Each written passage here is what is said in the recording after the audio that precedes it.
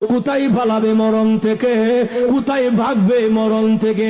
এরপর অংশে আল্লাহ নিজে ব্যাখ্যা দিয়া বলেন, ওয়ালাউ কুনতুম ফি বুরুজিম মুশাইয়াদা, যদিও তোমাকে লোহা নির্মিত দুর্গে রাখা হয়, এমন একটা রুম বানাইছি, ঘর বানাইছে, যে ঘরে লোহা দিয়া ঘর বানাইছে, যে ঘরে দরজাও নাই, জানালাও নাই, ছিদ্রও নাই, বাতাস ঢুকার কোনো ক্ষমতা নাই, এমন একটা রুমের ভিতরে আটকায়া রাখলেও সেখান থেকেও আজরাইল আনার ক্ষমতা আসেনি।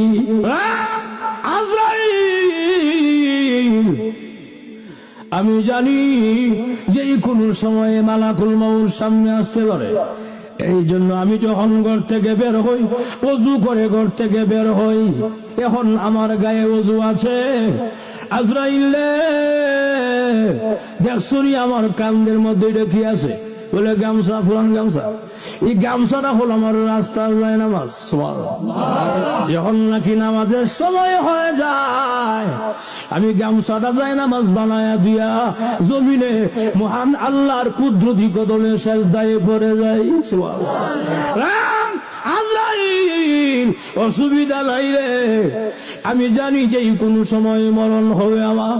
তবে আমার মনে হয় আমার পরিবারের সঙ্গে আজকে আর সাক্ষাৎ হবে না, আমার বাচ্চাটার জন্য আর মজা নেওয়া হবে না। অসুবিধা নাই রে, দুনিয়া দেখেছি জীবনের কাউকে যদি ফাঁসি দেওয়া হয় সরকারি আদালতে, জীবনের শেষ মুহূর্তে একটা ইচ্ছা পূরণ করা হয়, তাকে ইচ্ছা পূরণ করা হয়। আজরাইল এটা আমার জীবনের শেষ সময়, আমি জানি না আমার এরকম শেষ ইচ্ছাটা পূরণ হবে কিনা। আমার ইচ্ছাটা হইল আমি এখন যা আমার গামছাটা জমিনে বিছাইয়া দিলাম, আমার এখন ওযু আছে, আমি 2 রাকাত নামাজে এখন দাঁড়াইয়া যাব।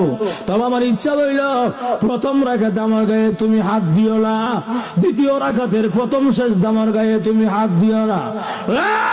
আজরাইল দ্বিতীয় রাকাতের দ্বিতীয় সেজদা যখন যাব, মেহেরবানি করে তুমি আমাকে মহান আল্লাহর কাছে পৌঁছায়া দিও।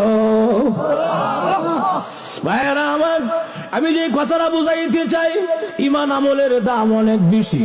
ইমান আমল যদি ভালো হয়, লোকটা যদিও কালো, আল্লাহর কাছে অনেক ভালো। আর যেরকম ঠিক কিনা?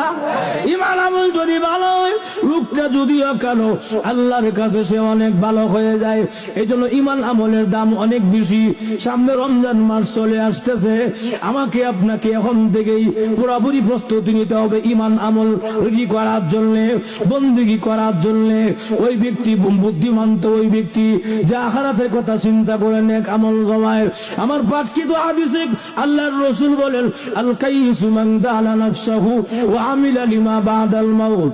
ওই ব্যক্তি সবচেয়ে প্রকৃত জ্ঞানী যে ব্যক্তি নাকি আখিরাতের কথা চিন্তা করে